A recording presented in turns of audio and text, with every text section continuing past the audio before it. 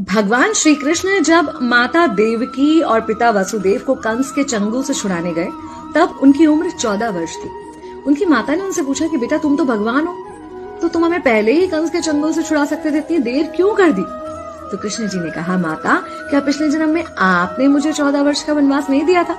माता हैरान रह गई, बोली ये क्या कह रहे हैं आप?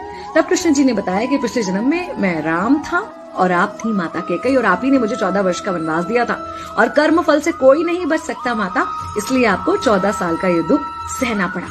तब आश्चर्यचकित होते हुए माता ने पूछा, तो फिर यशोदा पिछले जन्म में कौन थी?